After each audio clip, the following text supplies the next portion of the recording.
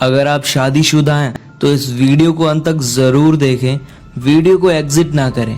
ये छोटी सी कहानी आपको बहुत कुछ सिखा जाएगी।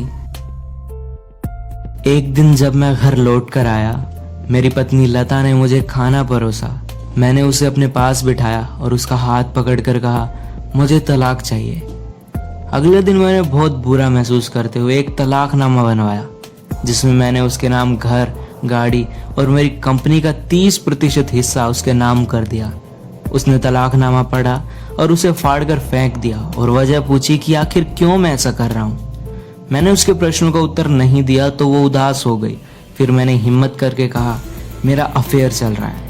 मेरे दफ्तर की एक महिला सोनिया है। मैंने साथ ही यह कह दिया कि अब मैं लता से प्यार नहीं करता। यह सुनकर वो चिढ़ी नहीं, उसने नरमी से पूछा क्यों। वह औरत जिसने मेरे साथ जिंदगी के 10 साल गुजारे, आज मुझे अजनबी लग गई। मैं कसूरवार महसूस कर रहा था उसके खोए हुए समय, प्यार और प्रतिष्ठा के लिए, परंतु मैं कुछ भी नहीं कर सकता था और ना ही मैं वापस ले सकता था जो मैंने किया। वह अंततः टूट पड़ी और मेरे सामने रो पड़ी। उसने कहा, हमने कस्में खाई थी। उसका दिल टूट चुका था और ये मैंने सोचा भी था। तलाक या वह आखिरी रास्ता दिख रहा था। अगले दिन मैं घर काफी देर से पहुंचा। मैंने सोनिया के साथ कुछ वक्त बिताया था।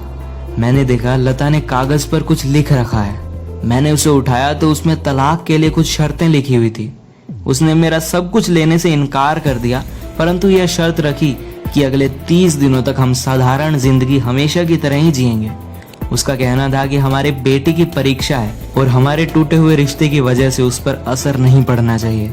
उसने मुझे याद दिलाया कि कैसे मैं शादी के बाद उसे गोद में उठाकर घर लाया था। उसने इच्छा जताई कि अगले 30 दिन के लिए मैं फिर से वही करूं। मुझे लगा उसका दिमाग खराब हो गया, पर सब कुछ ठीक ही चलता रहे, यह सोचकर मैंने उसकी बात मान ली।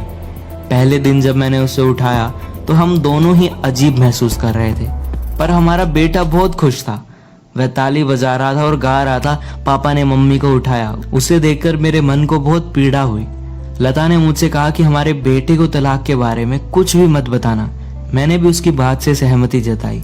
दूसरे दिन हमें इतना अजीब नहीं लगा। मैंने महसूस किया कि मैंने लता को बहुत दिन से ध्यान से नहीं देखा। उसकी उम्र का असर साफ दिख रहा था। उसके चेहरे पर झुर्रियां दिख रही थी और कुछ बाल सफेद हो गए थे। हमारी शादी का असर उस पर साफ दिख रहा था। कुछ क्षण के लिए मुझे अपने आप से घृणा हुई। चौथे दिन जब मैंने उसे उठाया, मुझे आत्मीयता का एहसास हुआ। यह वो औरत थी जिसने अपने 10 साल मुझे दिए थे। जैसे जैसे दिन बीतते गए, मैंने महसूस किया कि हमारे बीच आत्मीयता बढ़ रही है और उसे उठाना भी आसान हो रहा था। वह काफी पतली भी हो गई थी। एक दिन मुझे महसूस हुआ कि उसने अपने दिल में कितना दर्द छुपा रखा है। बिना कुछ सोचे मैंने उसके सिर को चूम लिया।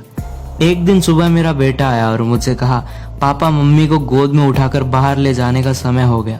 उसके लिए यह चीज उसके दिन का महत्वपूर्ण हिस्सा बन चुकी थी। लता ने उसे अपने पास बुलाया और गले से लगा लिया। मैंने यह देखकर मुंह फेर लिया। मैं अपना मन नहीं बदलना चाहता था।